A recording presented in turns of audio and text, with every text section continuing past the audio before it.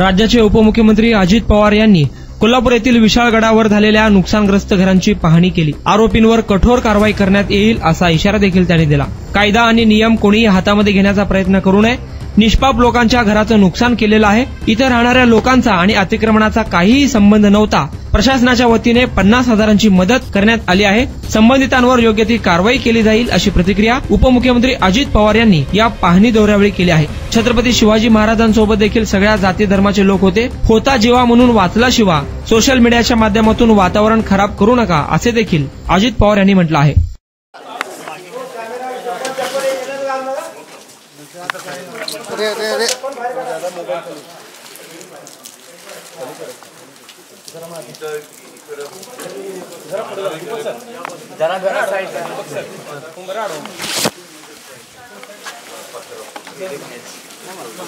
इथं राहता हे चांगल्या ठिकाणी जे कमर्शियल आहे त्याच्या संदर्भातलं ते कुणाचं आहे ते एक्स आहे वायचं आहे झेडचं आहे हा काही विचार तिथं केलेला नाहीये. तिथं मात्र ते काढलं जाणार आहे. जे कमर्शियल आहे ते घराला कुठेही धक्का त्या ठिकाणी लावलेला. मोबाईल प्रताप तुमचा मोबाईल यायला प्रताप सर मी काय अतिक्रमण जे काढलं जात आहे ते न्यायप्रविष्ट बाब आहे आणि विचार विनिमय करूनच हे केलं जातं. माझं एवढंच म्हणणं आहे की ह्या महाराष्ट्रात राहण्याचा सगळ्यांना अधिकार आहे. त्याच्याबद्दल दुमत नाही. फक्त राहताना सगळ्या समाजाने सगळ्या जाती धर्मांनी नियमाप्रमाणे कायद्याचं पालन करून सगळ्यांनी राहावं एवढीच त्याच्यामध्ये गोष्ट आहे. तुम्हाला ऐका ना, तुम्हाला वाऱ्यावर कुणाला सोडलं जाणार नाही. आता पहिल्यांदा इथं जे काही नुकसान झालंय तिथं काढलंय ते अतिक्रमण काढलंय. इथं निष्पाप लोकांचे मोटरसायकली जाळल्यात किंवा त्याच्या पंचनामे झाले नाहीत का? आम्ही वरून खाली आम्हाला कोणी उतरवलेलं पण नाही आहे आणि ऍक्च्युली पण नाही. आता आमच्या मुलाशी सरळ दूध नाही आहे. औषध उपचार कुणाची होईना झाले. अन्नधान्याचं कसं सगळं तोडफोड चालली आहे. त्याच्यात कोण कोण राहते कमर्शियल तुमच्या राहणाऱ्या ठिकाणी कुठं काय केलंय? बाहेर काढून स्वतः कलेक्टर आहे सगळे राहती नाही.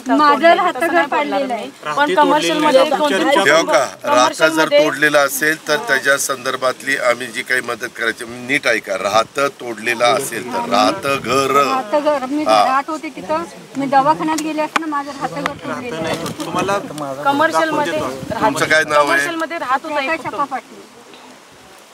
तुम्ही तिथं काय करत होता व्यवसाय? आम्ही रूम भरायचो.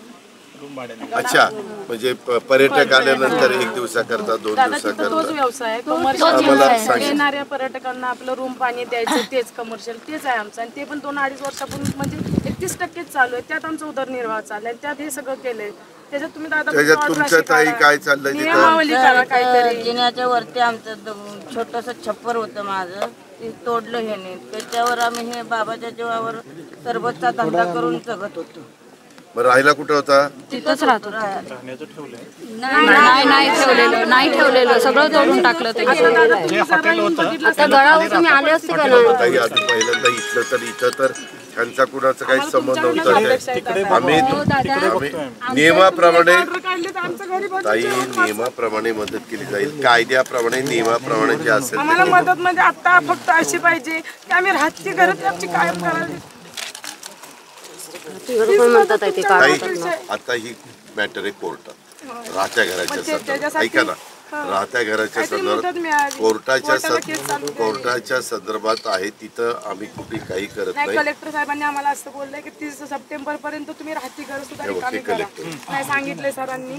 आमची माणसं आम्हाला म्हणतात की 30 सप्टेंबर पर्यंत राहती घर तुम्ही रिकामी करा नाही तर येऊन तोडली जातील. आणि त्याच्यात अतिक्रमण अशी घोषित केलेली आहेत. आम्ही पूर्वी पण राहायला तिथंच होतो. मोजणी पत्रात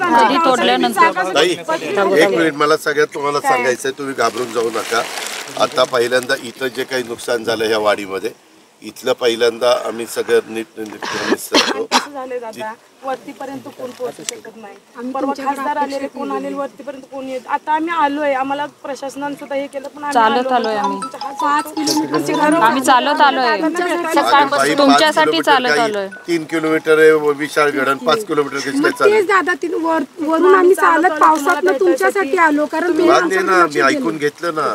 मी आता सांगतो ना अधिकाऱ्यांच्या देखत की बाबा तुमच्यावर अन्याय होणार नाही. दादा फक्त एवढी अपेक्षा आहे, तुम्ही एक केस व्यवस्थित बघा. होय होय होय. बसतोय का ना, आम्हाला तिथं राहायची परवानगी मिळवते.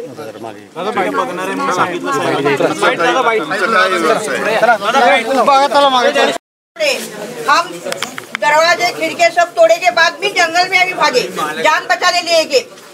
बरस के 2-2 बरस के बच्चे आते बहुत आदमी था. जीव वाचवायसाठी गेलो फक्त त्या घरात. त्यांचं बी काही हे नाही, ऐकण्याचे भार होतं, त्यामुळे आम्ही पोलीस लोग ने भी बहुत 42 घर का बर्बाद करे, 42 घर को बर्बाद करे.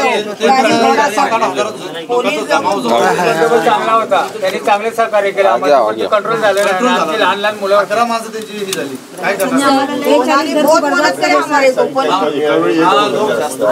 बहुत लोग आते, ऐसे 42 घर को बर्बाद करे, कुछ भी नहीं रखे हमारे पास. गाड़ी रखे नहीं, कुछ नहीं रखे. तातडीची मदत तुम्हाला केलेली आहे. काय पहले मेरा घर आपने काय मेरे घर पे काय घर आज जाएंगे ना. म्हणलं समक्ष म्हणजे आम्हाला रिपोर्टिंग कलेक्टर करतच होते, SP करतच होते, तो रिपोर्ट येतच होता. परंतु तरी तसा रिपोर्ट घेणं आणि स्वतः डोळ्यांनी जाऊन बघणं ह्याच्यामध्ये फरक असतो. म्हणून मी स्वतः शहानिशा करायला आलो. त्यांना म्हटलं तेवढ्यापुरतं 144 कलम माझी पाहणी होईपर्यंत, कारण मला माहिती आहे पाहणी करायला गेलो तर पत्रकार मित्र येणार. आम्ही तुम्हाला पुढं जा म्हणून का सांगितलं तर आमच्या गाड्या पुढं आल्या असत्या आणि तुम्ही मागे राहिला असता. म्हणून तुमचाही त्याच्यामध्ये महत्त्वाचं तुम्ही घटक आहात समाजातला, त्याकरता तुम्हाला इथं पाठवलं. आता तुमच्या देखतच मी पाहणी केलेली आहे. अजून 2-3 घरं राहिली ती जी पाहणी करणार आणि ती पाहणी करून काल तातडीनं मदत केली. उद्या पण काही NGOs पण मदत करत आहेत, पण ती मदत आम्ही पहिल्यांदा आमच्या तहसीलदारकडे पाठवतो आहे आणि मग तहसीलदार त्याच्याबद्दलचं वाटप करतात.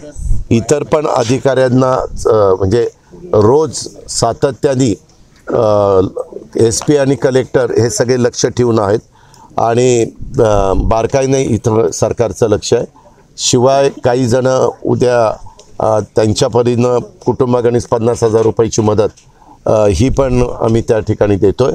आणि राज्य सरकार ते 2,85,00,000 रुपयाचं नुकसान झालं आहे, हे नुकसान निष्पाप लोकांचं झालं आहे. वास्तविक ह्या लोकांचा खालच्यांचा काही दुरान्वय पण संबंध नव्हता, तरी देखील त्यांची कशी घराचं नुकसान केलं, गाड्यांचं किंवा मोटरबाईकचं तोडफोड केली ही आपण बघितलेली आहे.